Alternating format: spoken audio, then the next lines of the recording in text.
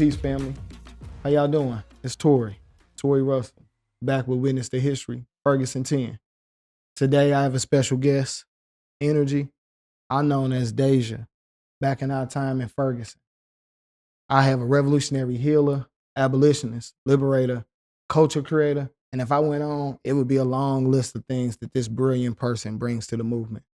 So I'm gonna just spin it to you. How you doing, Deja, or Energy? Thanks for coming on. Greetings, Tory. Thank you for having me. For sure. Before we cut on the camera and start recording, we kind of had a real conversation about things that Ferguson taught us. I know for me, I learned a lot of lessons. I think too late. No such thing. I'm a Afro pessimist with Black liberation optimism. So I feel like I wish I would have knew some of these things. Wish I would have had some elders to talk to. But those wishes don't really change Ferguson. What was Ferguson? What was lessons from Ferguson that you learned looking back 10 years later?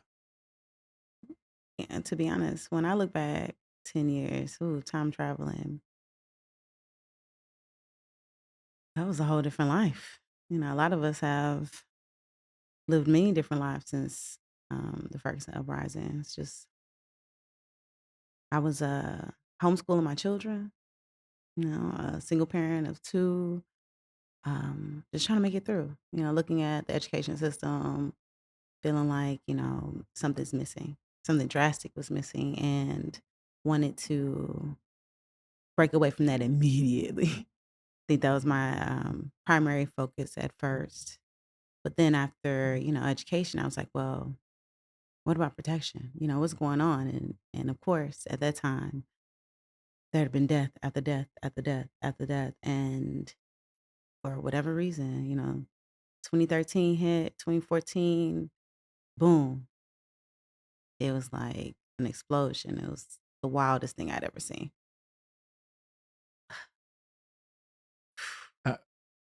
I think yesterday when we was talking, just thinking about all these interviews, I think one thing that stood out is like what people were doing before Ferguson. What happened on August 9th to them? How did it change their life immediately after? Because I think that's a thing. And like who we are 10 years later. Like you said, that's 4, 5, 8, 10, 20 different people. For sure.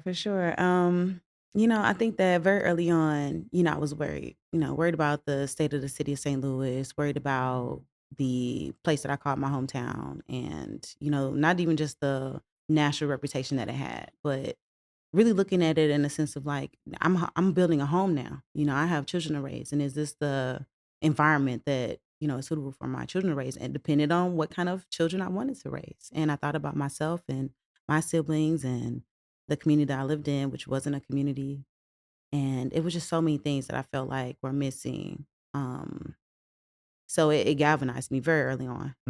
I had already begun I feel like a journey of self-discovery around 2012. So it was like, okay, 2012 hits. There's some significance. I don't know if anyone knows about or, studies numerology or looks into palindromes or things like that. But it was like that 12-12-12 was a pivotal step for me. But I also had discovered a level of culture that I had previously not been introduced to as a Black American. I think that that's something that we collectively share is that stripping of our history, or at least is not even a stripping, it's more of a lack of accessibility through schools to be able to really have a grounding or a footing in understanding Black liberation movement, there's so many efforts and initiatives to do different things that were not successful, ideas that were undermined or even just co-opted, especially with Black Panther Party. So it's just looking at how these aspects had not been given their credit and feeling a huge injustice at the indoctrination and the blindness of it all. That 2012 energy, and then that 2013 energy hit, and I was determined to do something different. And so I had already had boots to the ground by the time August 9th hit. Okay. Tell us about that, because I think a lot of people may see you hosting Word Up or hosting events and festivals and be on TV. And I don't think they know you like I seen you back in the day when we was trying to organize a full-on Black For sure, revolution. Tory, that was So, literally how we met. facts. Even the St. Louis is a very small city, Yeah. you know, so it's really easy to bump into somebody that knows somebody that you know. But I didn't know that, and I say that, you know, with, I guess, in a sense, some regret, because you can live and die in St. Louis and never know that it is a whole thriving, living organism, you know. And so I was blind to that prior to 2013. So 2012, I'm really feeling something different, wanting to do something different, getting out of, you know, this mentality that I consider to be insane, because it was insanity. And once I came into what we would consider to be consciousness, I began to unlearn a lot of things. And in that space, in that void of what I was looking to release, I started to do a lot more research. And I mean, literally, like, our ancestors ensured that if they didn't do one thing, it was to leave a blueprint behind, to leave ideas behind, to leave solutions behind. And, you know, of course, they were left in books. And I've always had a love for books since I was a child. So it was just a perfect catalyst for me. I spent a lot of time studying, researching, got into herbalism, went plant-based. I did the big chop, because I know it's a big thing for some of us in the community. But it had so many things to do with just like shedding. It was a physical shedding, and a mental and spiritual shedding. But I will say that the aspect of education was very important to me. But another aspect of that was protection. It was really crazy to me how the legal system worked and how it didn't work for us. And I was just appalled at the practices and policies and the processes, because if you've never been arrested before, you have no idea what you can and can't do, what is compliant, what's not, just so many things. And so I think it was a run-in prior to Michael Brown that also led to me having another great awakening, which was that it was just us, like that it was a systemic and structured oppression. It wasn't just, oh, well, I'm not doing enough, or I'm not smart enough, or I'm not fast enough, or I don't have enough resources, or my family's not rich enough, or we don't live in a good enough community. It had nothing to do with those things. That there was literally parameters placed within our lives that just one misstep, one false move could strip all of that away. And it just was the scariest thing to me. And so I when we met, I presented very masculine. My big chop, you know, it was just easy to get out the house sometimes with no hair. So I kept that style for a while. But my bigger thing was like, what are we going to do? How are we going to protect ourselves? How are we going to maneuver in this city, which is you got it on both sides. You got the people within the community that don't care, people that live next door to you that don't care. Yeah. It's literally feeling like the Wild Wild West. You hear shootouts every night.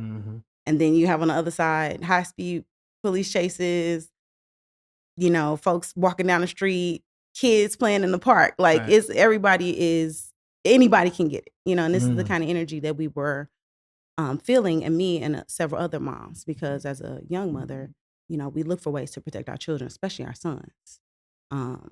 And, you know, when Tamir Rice was murdered, it just was really one of those things that really rocked the reality that you could be a child playing in a park and someone would take your life. It changed me. Okay. Trayvon changed me. Then 20, I think we used to have these movement meetings, and we get to these little points. And I remember being in the room with like Darren Seals, and he would always ask people, what brought you to the movement? And it got to this point where I didn't want to express myself, because everything that I manifested was right here in my face, and I was in shock. So like, you know, I remember Jenna 6. I think that was like, oh, they still doing that? They still doing that to black people. These people my age, or a little younger, or a little older, depending on at the time how I was like, man, they still doing that. Then the next year it's Trayvon. Then I see the Dream Defenders. I don't even know. I'm not gonna hold you. I didn't think that there was. I didn't know organizations for Black people who get active existed. I mean, neither. All I thought they did was put on Kwanzaa celebrations and put on clothes and You're hilarious. Eat African food from time to time. I didn't know the Revolutionary Part. And when Trayvon didn't get justice, I remember sitting on my back porch, crying because I just had my son Lucas, and I was like, damn, they could kill him too. Well, even Trayvon's situation was one of those ones where it's like, you telling me that a man standing down the street watching me can take my life? Anybody can get it, and anybody can take it, and that's a wild thing. So I think about that as a Black man in America, and I'm coming out. I don't know what Tory was talking about post-Obama era. I ain't never lived in it. I felt like it was, slavery with Wi-Fi. How does anybody feel safe? I don't know. That was really a huge thing that I was battling. I felt like the number one thing I felt like I could do, which is what most people are doing, was just learning more about being armed. That was something that was heavily not even pushed, but just a expectation, especially someone who would do movement work on behalf of anything Panther Party related. Right. And so but having a knowledge base of how to clean and use a weapon, and the emphasis on just how important life is as a culture was something that was very needed for me. Like, I'd already had appreciation for life, but it made me value having a gun that much more, because then it was like, not only do I want to protect my life and my children's life, but I'm also to the degree of like, this is my last resort. Like, I'm learning how to use this and I'm training with this regularly, but this is so that this is my last resort. I am also, again, with the shedding and going plant-based and strengthening my body, strengthening my mind, removing some of the triggers that were in my environment that would, if I had not grown up with it, I had normalized it. I normalized aggression or normalized, violence in my household. And so removing some of these exposures also allowed me to have a little bit more balance when it came to, okay, if I'm going to open carry my firearm, because at the time when I was really boots on the ground, we focused on open carrying. Right. And that's something that we were huge advocates for, because at the end of the day, you have a right. You have a right. But we have to do this right, because there shouldn't be children being shot through the walls in our homes and don't wake up the next day. So looking at the lawlessness of the communities, and I'm calling them communities, but we know they're not communities in St. Louis. It was just like, I don't know if I'm gonna have to protect myself against one or the other, but I would rather have it than not have it, was my mentality at the time. Do you think that we used to be a concealed carry, now we open carry state? Do you think that the Ferguson protests and people like you walking through the streets armed changed the minds of politicians or the people? Because I feel like I didn't see as many guns before Ferguson, period. Then the law changed, and I feel like everybody from their grandmama got a strap. And I can visibly see it. Do you think the culture of it has changed since Ferguson? Or? No, I think that, like with anything in the age of social media and the internet, that things are just becoming more in your face, more visible. So, like I said, as an advocate, I would never be a person that would sit on the side to say that people need to be unarmed, especially with our current climate. But I do feel like the culture around it, and the lack of educational awareness and socialization of having guns. We look at other cultures have, not only do they do trainings, but they have championships. They sit and they dismantle and re put it together and add extra things to it. And when they go to show theirs off, they're adding attachments, and they have, huge structures that they're literally actively, training with on a regular, and they're showing you how they're training with it. And, it's so many different things, but why is that perceived to be this way? And when, is it because it's on the block? Is it because it's in the middle of the street? Is it because it's not on some huge ranch out in the middle of nowhere where you feel like that AR-15 ain't Right. shell ain't gonna hit you? You know what I'm saying? It's like and then also knowing that, because, you know, as Black people, we always like to take the higher road with things, you know, that people are always trying to police Black bodies. They're always trying to manage and monitor Black bodies. So it's like, you know, where as a society do we say, okay, well, so it's not okay to flourish. Like open carrying is a right, but flourishing is wrong, you know? And so what we have is a culture that flourishes weapons. We have guns and videos, guns and videos, guns and videos.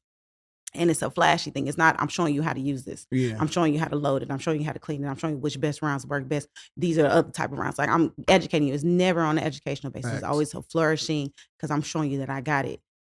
Do I know how to use it? Most of the time people get killed are bystanders. It's not in the person that they intended to get. You know what I'm saying? So it's like, I don't feel safe in that. I don't feel protected in that. Okay. Personally, I don't, you know, and if we went about it a way where, you know, of course it continued on with the intellectualism of it all, you know, we also have to set the standard for that as Black people, because again, coming from being indoctrinated also will have you realizing that you have learned a lot of behaviors from people that don't look like you. Yeah. And so what you decide is acceptable and unacceptable may also be influenced by a previous indoctrination of people that don't look like you. And so again, am I less comfortable with it because I've been trained to see it this way, you know, and vice versa? Am I more comfortable with it because I'm used to seeing people with AR-15s and you know, thumpers all over the place, you know? And so really what I would like to see, of course, is in all things educate. Okay. But how we educate people, and then of course what we decide is socially acceptable when it comes to that type of behavior, we will have to hold people accountable. And that's the point of having a community. But having a community means you share value and vision. So can we create that digitally? Is there ways that the culture, because I'm saying it to say, I know in my generation, we learned incorrectly how to shoot at somebody jokingly, but honestly, it's menace to society. Yeah, the movie. From a movie. And that's an image, that's media being pushed on us. That's digital. That's digital. Exactly. I think so you asking? Yes. Yeah, I feel like a lot of those things. Where do you see educational informative videos of Black men and women breaking down guns and using guns and showing people how to properly shoot guns? Where? Can you pull up the link right now? Maybe NAGA, can you tell me National African Gun Association. They about the only one. Black Rambo. Okay. That's about the only one I've ever seen. Yeah. The only brother I know on social media he be right having now, them guns that and look he going like, through all of them. Yes, Yeah. his I guess his goal in life is to touch every man, every gun man known to man. I respect it too. I like it too. I like that energy because I want to. Because I'll be trying to let me see that. Let me. Will you what let is me? that? Okay. Facts. Because I might get y'all up off of me. I need to put that one up under the couch. But the real issue and the concern is like, who is the y'all? You know what I'm saying? And I think that the Black community has a hard time identifying who the ops are. And again, within the Black community, we oftentimes forget that we are tribal.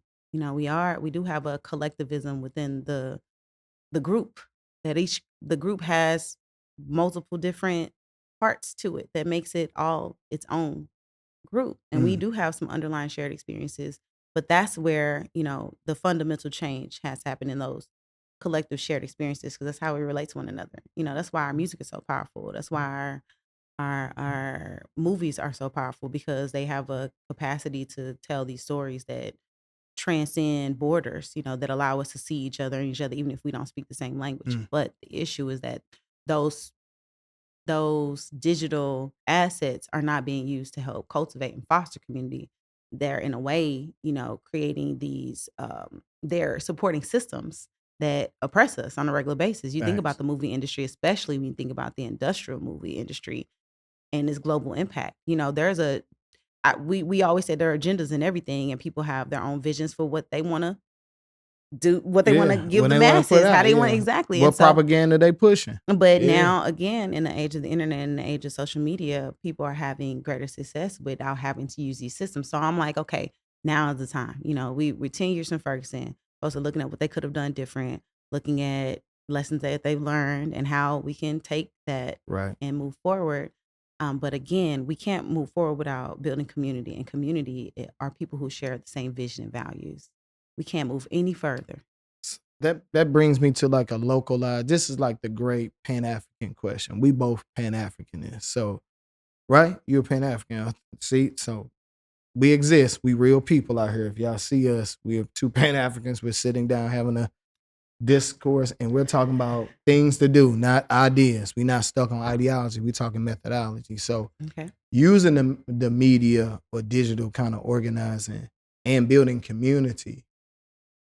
Does it matter where you start? Does it have to be hyper local? Can you be? We always say you can't be a local Pan-Africanist because you got to be connected to the bigger thing. Oh, absolutely.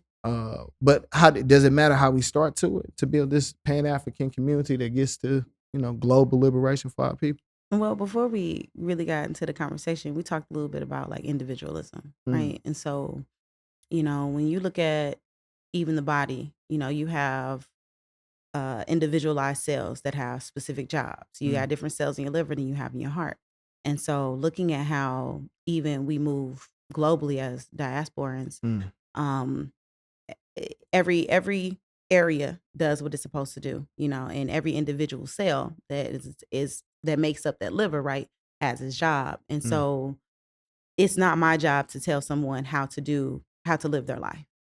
But if we share the same vision and values and we see potential in one another, it is our job to help uplift and empower a person as far as giving them the resources that they need to continue to do their job, whatever their job may be, whatever lessons they may have to learn, whatever journey, that is. And so I couldn't call myself a Pan-Africanist and not have a passport and not have traveled out of the country.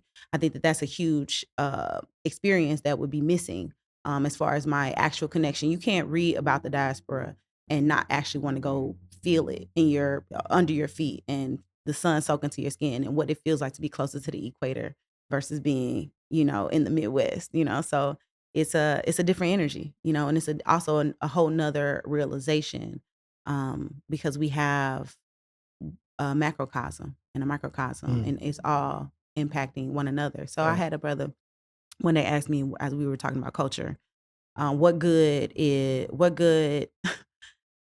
understanding metaphysics? Is it going to get us free?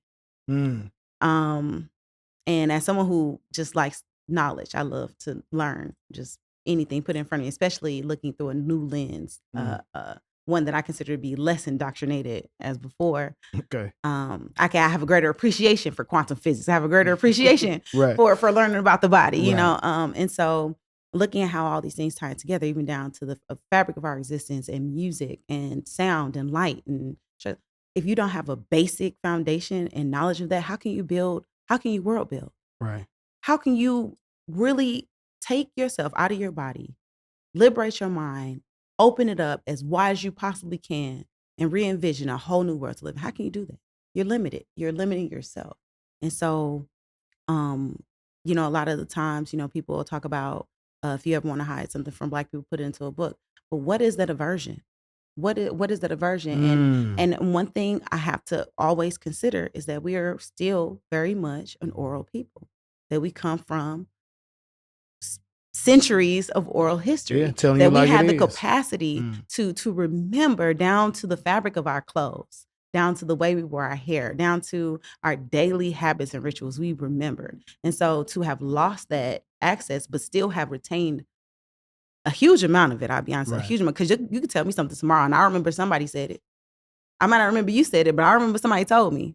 And we very much move from that logic or of understanding of information as well. And that's something that other people study us for, other cultures study us for, but we don't appreciate of ourselves. And so even understanding that and using that to our advantages, which is why the digital age is so important for us as creatives, as thought leaders and people who want to re-engage and reinvigorate the Black mind.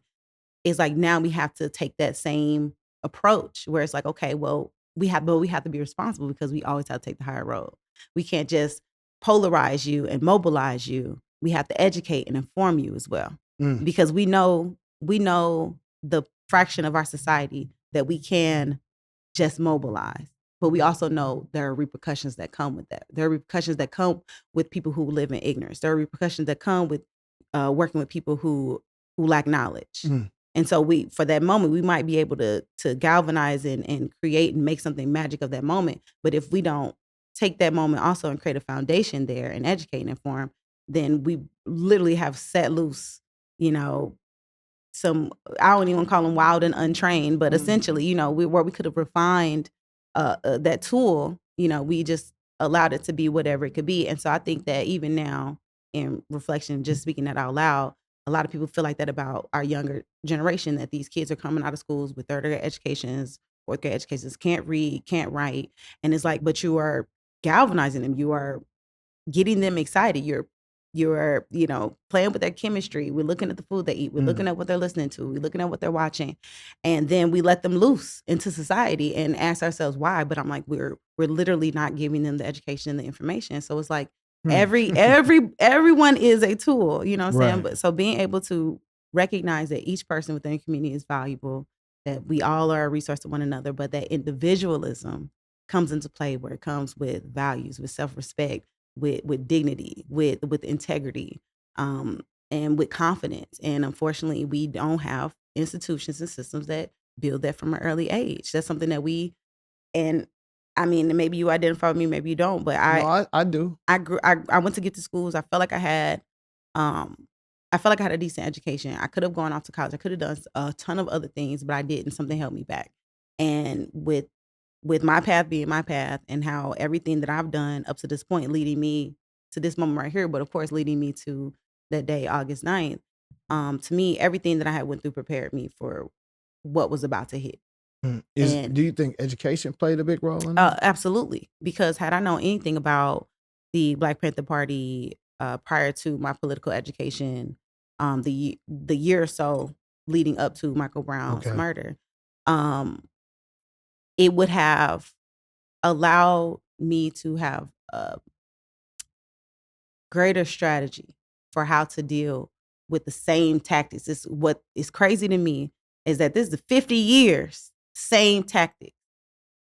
Why are we not outmaneuvering? Because we don't research and we don't study. And we're not putting our best minds to bring, and we don't even need our best minds. That's the craziest part, because because these entities have never been more intelligent. They have just only been more organized. I feel the same way. If there were more of me, if there had been more people a year prior getting heavy into political education, relearning and unlearning a lot of the things that we have been taught were true, looking at our timeline adjacent to the American timeline, and really seeing how living Black and being Black and living in America is really a duality. And as far as what we think is culture, especially Black American culture, how heavily influenced it is by our diaspora and connection. It's just like, these are irrefutable. These facts are irrefutable. Like how much it is ingrained in everything that we do is irrefutable. So it's an ignorance. We walk with the ignorance. And I hate to even say this, but I was with my mother, my sister, and my brother the other day, and we were talking about me being Pan-Africanist. And my mother looked me in my eye and told me that she was not African. And this is after I've traveled to the motherland, and I also did an African ancestry DNA test. And so I just kind of sat there and looked at her, and I just was like, that's okay. I'm not here to change anybody's mind. I'm not here to convince anyone of their genetic DNA. I mean, if it was my laboratory and it was her blood I was drawing, and I could show her exactly how I synthesized and ensure that she could see the genotypes and see exactly how I traced it back, maybe that would make her more of a believer. But this is something that was sent to me in the mail. I shipped it out. Some people still debate. They don't believe in, and that's okay. Like I said, I'm not here to make her a believer, but what I can say is that without a foundation, without having some sort of cultural reverence for life, for family, that was an underlying current of values and vision that I was able to latch on to that I didn't have before. So I think that Black Americans don't have a culture do we want it? Because like you said, like Tariq Nasheed is famous now for being the opposite of how I seen him in 2012, 2013 with Hidden Colors. You know, when he was talking about the Haitians and Africans, it was all we's. And he went to Africa. He said he had a good time, and now Negroes is not from Africa, and he's a big proponent of that. I remember when he came to Ferguson.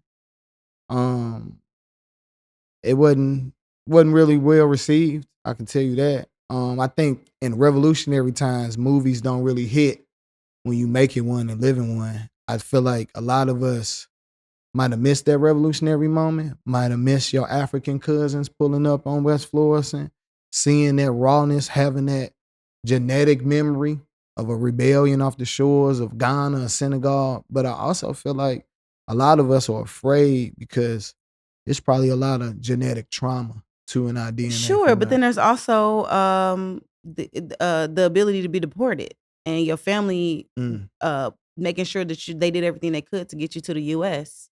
So you have a obligation to your greater mission at large as a first gen African here, trying to build a legacy and bring more people and ship more resources out there. So, you know, that's a strategy if you got a homeland. For sure. When you have a homeland. And I feel like a lot of Pan-Africanists and non-Pan-Africanists don't tap into that. Like, it don't take when we went in the movement and we went to Zambia and snuck into Angola, had to pay the UN dude $100 in cash to get back in, and taking these rice pallets to the port where all of that revolutionary stuff. Shout out to Zambia. I had a hell of a time. Big Mike, I see you. Can't wait to see you. Kachingwe, we're going to pull up, go to the Copper District, eat good, tell Fred I said hello. I'm telling you that it took $100 to feed 50 people out there that day. And it felt hella good to be able to do that. And I feel like when you can't advocate for reparations or advocate for a new system and you don't have no leverage of saying, I'll leave. So if any white people out there who don't like black people, create like a little $1 billion fund and I'll be the one to push it because I'll leave and I'll take it and you'll never have to worry about us again. There are several. No, there are people who are doing the work, but in the age of social media where we do not control what we have access to, even if we have the illusion of being able to have access to anything that we want. Obviously, they know that we have to know that it's there in order to look for it. And we won't look for it if we don't know that it's there. Right. It's the same thing with knowledge. It's the exact same thing. And so I absolutely agree. It is another feeling to be able to make an impact in someone's life where you would think that it was so insignificant. It literally fed the family for the rest of the year. Right. Taking 20 people out to Cape Coast and to Accra for 10 days. Literally, with us deciding that we wanted to get clothes tailor-made, went through the whole experience, picked out fabric, got sized up, showed them images of what we wanted, contemporary designs, you know what I'm saying? Try to get them a little, spice, have a little razzle dazzle, and had not even, and did the math and realized that in 4 garments, I literally ensured that the girls who are making our clothes were going to be able to have food and shelter for the rest of the year. So it is also the inability to conceptualize money as more than just fiat currency, and then also the value of money. Because if someone had told me that in Ghana there was 6 cedis to $1, so that meant that I had 6 times the income in Ghana than I had in the United States, I would have left a long time ago. Oh, you might have got robbed then. I would have left because they thought I had big money. I mean, 1 to 6 is low. Like, yeah, and that's my point. Like, and even that for me, like, I didn't learn how to exchange it where what they say on that board is not really what it really is exchanging for. So I feel like a lot of that when you lock in with your family at the crib, even when they come over here, because not all the Africans or the Caribbean Africans that come over here, they not friendly. Like you said, they over here on the pressure cooker. No, I'll be honest. And all the ones that I've met have been open.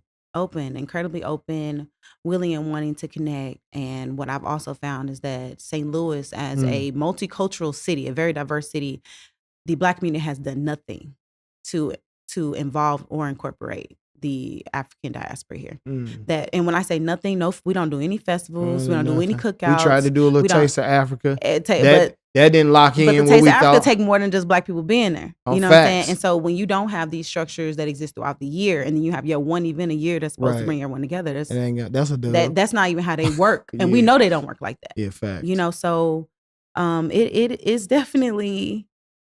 It's been eye-opening. You got me a time traveling in my mind, just reflections of August 9th, because, you know, these were things that I became very passionate about very early on. And to me, you know, I never saw myself as a revolutionary. I always saw myself more as a solutionary. Like we could definitely go back in the archives and look and see history repeating itself time and time again, and people smarter than us, with more focus than us, with less distractions than us, with less poison in the water, less poison in the food, putting their best ideas down, but knowing that the people that they're around are not listening to them, and that they decide to publish a book, and we don't even want to pick the book up to read it. You know, so it's like it's a harsh reality. But what this does allow is for those of us who have shared vision and value, again, you know, to digital community, in-person community. I'm always here for in-person, but to be able to have leverage now, you know, to say, hey, you might not want to read that whole book, but we got audiobooks now.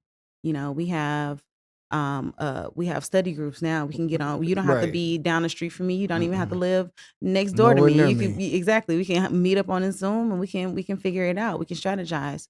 You know, what is the end game goal? I think that and I said this to an elder yesterday, that the Back to Africa was the mission. Yeah. Why didn't we get on the boat? That's the play. But I know why I didn't get on the boat, because my mom didn't think that she was African. Fact. Now when she didn't know what she would do when she got over there. She had no idea what she could do when she got over there. And so, you know, I can't. Is it fear? Are we really afraid of progression? Are we really afraid to create a whole new reality than what it is that we see? Have we not gotten to the point? Have we not reached the threshold? Are we not currently spilling out and over with you know, this is a crisis. We're in a crisis. And enough has not been enough for us yet. And everybody's got their eyes on the continent. Everybody and their mama trying to go over there and develop the continent. We have Chinese, Japanese, Indian, Korean, everybody over there. And I'm talking about down to the women and the children. Because we can't forget that whenever people settle into a place, they assimilate. So all right, let's do that. This is a little hypothetical right here, because my mind is always on how to be efficient and effective as we get free. Like, I ain't trying to go fast, but I ain't trying to waste no time. Nor am I trying to waste no time with people, places, things, and resources. I feel like Back to Africa and Garvey Day, I'm amazed. No social media. Phone wasn't hitting on nothing. TV wasn't hitting on nothing. Had a radio. Now, I don't know if radio was like TikTok. If radio was like TikTok, then they had an access point. Absolutely. So, and that gives us a different level. But they was listening too. They was listening. I feel like when we get to a stronger point in the Pan-African movement, when we could clearly lay out what it even look like, feel like, and gonna operate with when you get back to the crib, which is Africa. You know, like I was, you know, talking to Talib Kweli, because he went to the Year of Return, and Chance the Rapper and all these other artists went back, and, you know, I think they had a little uproar because Meek Mills did a video shoot in the presidential palace or some stuff like that. You know, some stuff that Black Americans would do. Yeah, just slavery messed us up. Black American culture is just as widely accepted as I mean, if anything, it's more accepted than any other culture. The number one culture. But you have to also remember that Black American culture is a side effect of imperialism, of American imperialism, and that it is so deeply entrenched and intertwined with white American ideology, even down to the way in which we refer to one another and how we speak, that, you know, we feel like, oh, well, if you speak too clear, then you are Oreo. But if you speak with your native tongue or with your patois, then you know, are uneducated. And so we have these, again, like how we have been trained to perceive ourselves in this world. I'm not going to be the, Pan-Africanism is the answer. But I will say that recognizing that you're a part of a global diaspora and the efforts to, you know, colonize America, and that you could have ended up on any shore. You know what I mean? It is with knowledge that you are a mixture of all of these shared experiences, and that this is where your ancestors rest. Yeah, this is within you is where your ancestors rest. And honestly, whether you want to or not, if your path is laid, it is laid. I mean, it's some of us that, you know, choose to fight.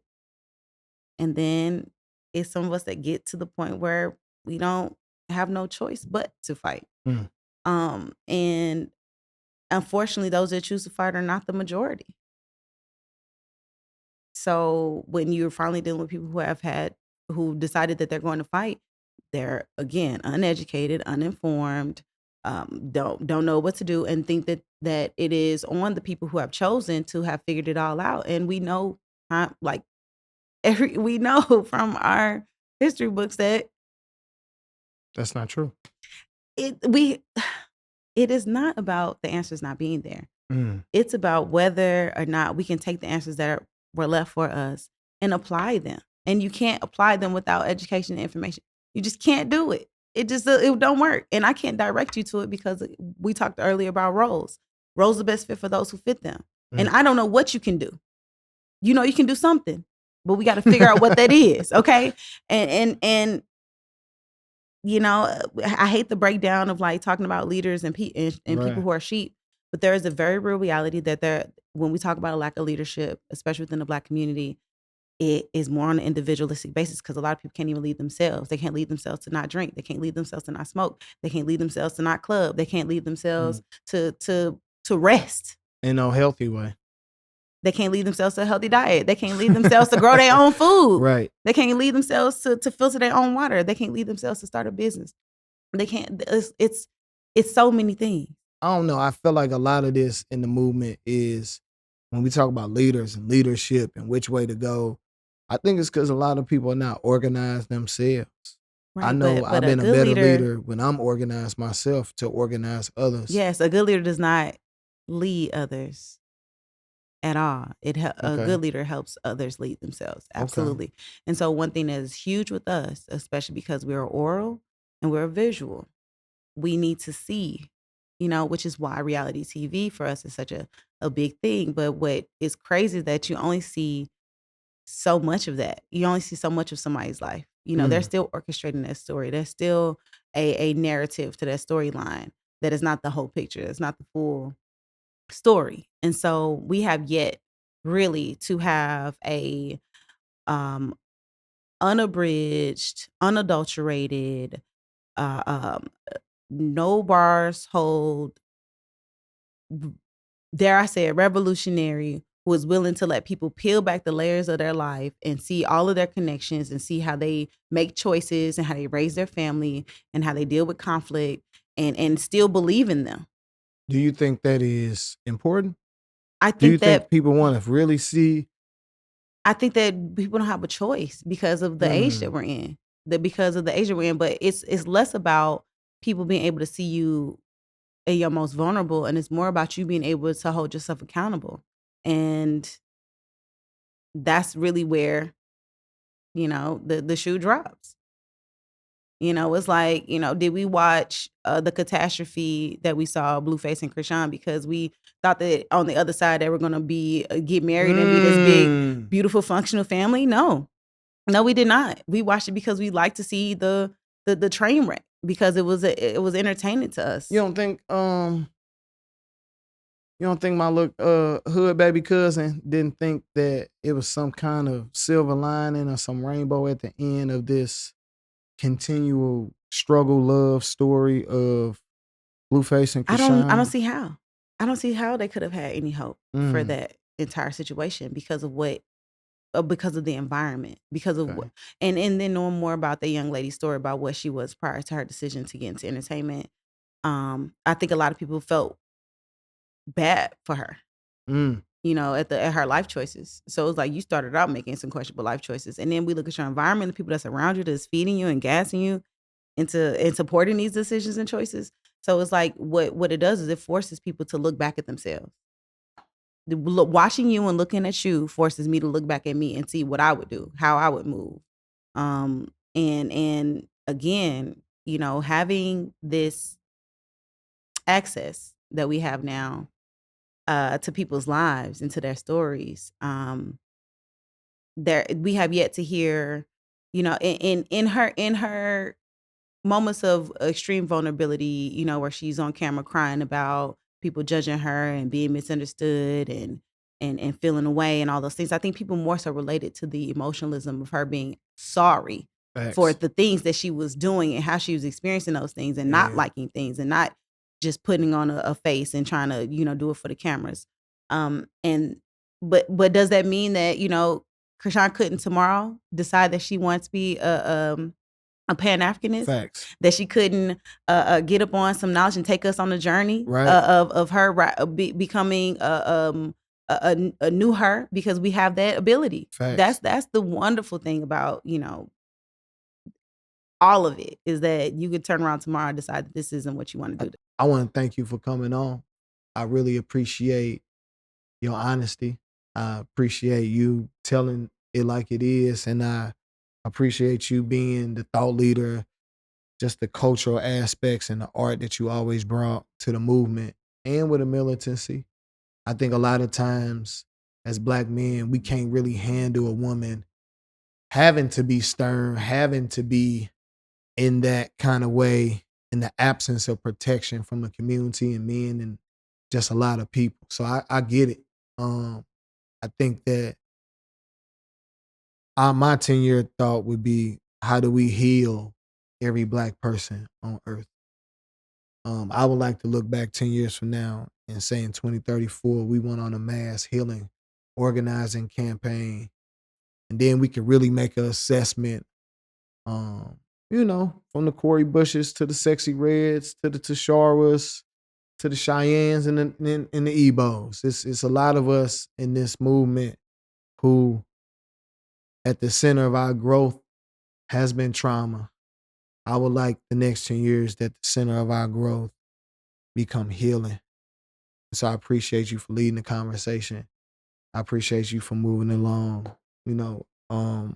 Thank you for coming to the podcast. I'm new to this and I'm true to this. So thank you for coming on. Indeed. No, Tori, I absolutely enjoyed my time talking to you. It's a, welcome invitation. I feel like I don't really share what my experiences were like as much as I could have. But for me, it's never been about being in the forefront, even with the platform that I operate today.